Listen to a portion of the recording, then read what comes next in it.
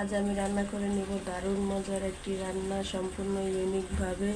এখানে আমি 1 কেজি গরুর মাংস নিয়েছি। গরুর মাংসটাকে ধুয়ে ভালো করে এবার একটি হাঁড়িতে দিয়ে দিচ্ছি। গরুর মাংসের পিসগুলো কিন্তু একেবারে বড় না, একেবারে ছোট, ওরা মিডিয়াম আঁচ করে কেটে নিয়েছি। এই যে দেখুন, এবার কিন্তু এখানে অ্যাড করে দিচ্ছি হলুদ গুঁড়ো, মরিচ গুঁড়ো, এবার অ্যাড করে দিচ্ছি লবণ, পরিমাণ মতো লবণ। এবার অ্যাড করে দেব পেঁয়াজ, 1 কাপ পরিমাণ পেঁয়াজ কুচি দিয়ে এবার অ্যাড করে দিয়েছি আদা বাটা, রসুন বাটা। এগুলো আমার ফ্রিজে ছিল, নামাইতে মনে ছিল না, তাই এখন কিন্তু শক্তটাই সাথে দিয়ে দিচ্ছি, কারণ এগুলো তো চুলায় দিলে গলে যাবে। তাই এবার আমি ভালো করে এগুলোকে হাত দিয়ে কিন্তু মাখিয়ে নিচ্ছি, সম্পূর্ণ মশলাটা যেন মাংসের গায়ে ভালো করে লেগে যায়।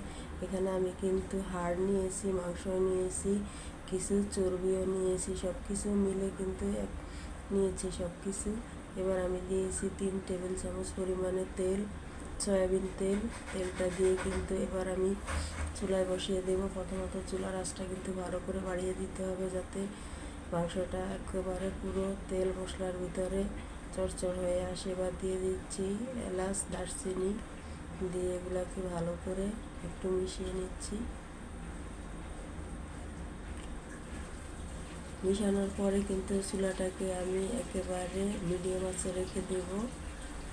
মিডিয়াম আঁচে রেখে দেবো। এইভাবেই কিন্তু এই গরু মাংসটাকে কিন্তু রান্না করতে হবে।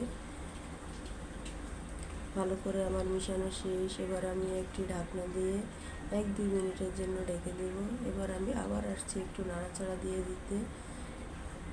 এবার কিন্তু ভালো করে নাড়াচাড়া দিয়ে দিয়ে এবার কিন্তু চুলার আঁচটা একেবারে ডিম করে দিব, যাতে সামান্য একটু আঁচটা খালি পাতিলের নিচে লাগে। এই আঁচেতেই কিন্তু হয়ে যাবে। এবার আমি ঢাকনাটা দিয়ে ভালো করে চুলার আঁচটা একেবারে ডিম করে দিচ্ছি। এই যে দেখুন, পেঁয়াজটা কিন্তু সিদ্ধ হয়ে পেঁয়াজের থেকে পানিটা বের হয়ে, মাংসের থেকে পানিটা বের হয়ে কিন্তু জল হয়ে গিয়েছে। এখানে কিন্তু আলগা কোনো পানি আমি এখানে অ্যাড করি নাই। এই পানিগুলো, জলগুলো সব পেঁয়াজ এবং তেল আর মাংসের থেকে যেই পানিটা বের হয়েছে সেগুলো।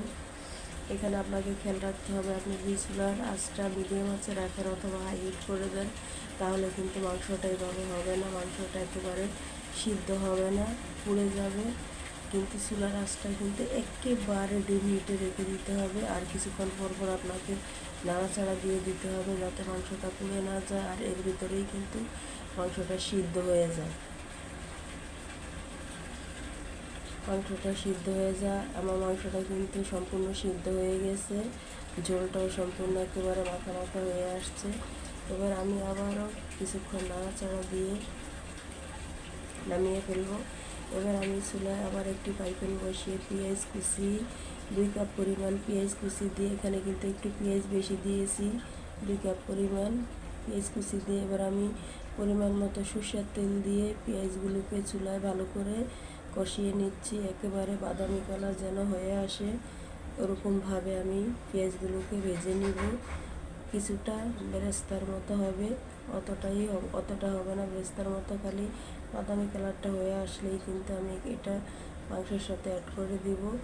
এইভাবে যদি আপনারা মাংসটা বাসায় রান্না করেন, তাহলে কিন্তু যে কোনো রুটি, নান রুটি, দুন্দুল রুটি, সাধারণ ঘরে বানানো রুটি দিয়ে খেতে কিন্তু অনেকটাই টেস্ট, এবং ভাত দিয়েও কিন্তু খাওয়া যায়, ভাতের সাথেও খেতে অনেকটাই টেস্ট হয়।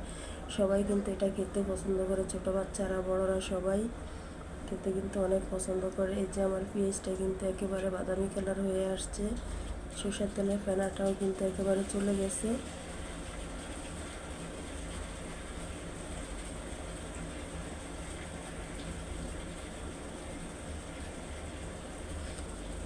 এবার আমি পেঁয়াজটাকে নামিয়ে গরুর মাংসের পাতিলটা চুলায় দিয়ে এবার মাংসের সাথে কিন্তু পেঁয়াজটা অ্যাড করে দিব।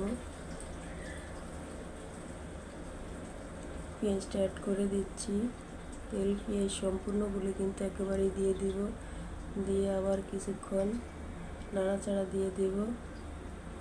কিছুক্ষণ নাড়াচাড়া দিয়ে দিলে কিন্তু মাংসের কালারটা কিন্তু অনেক সুন্দর হয়ে যাবে। মাংসের কালারটাই কিন্তু চেঞ্জ হয়ে গেছে। এবার আমি এগুলোকে ভালো করে মিশিয়ে, ভালো করে নাড়াচাড়া দিয়ে একেবারে ভালো করে করে নেব। দেখো যে আমার রান্নাটা কিন্তু প্রায় শেষ, মাংসের কালারটাও চেঞ্জ হয়ে গেছে। আমার রান্নাটি যদি ভালো লাগে আপনারা একটু লাইক দিবেন। আর আমি এখন দিয়ে দিচ্ছি টেলে রাখা জিরার গুঁড়ো। জিরার গুঁড়োটা দিয়ে কিন্তু ভালো করে একবার একটু নাড়াচাড়া দিয়ে দিব। যেখান থেকে আমার রান্নাটি দেখছেন সবাই ভালো থাকবেন, সুস্থ থাকবেন, সবাই সুস্থ থাকবেন।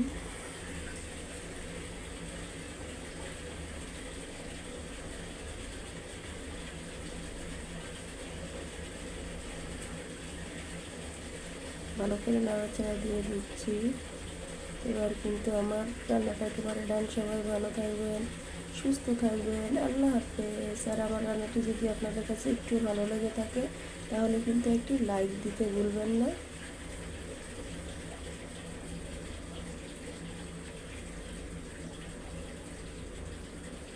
সবাই সুস্থতা কামনা করছি। সবাই ভালো থাকবেন, সুস্থ থাকবেন, আল্লাহ হাফেজ।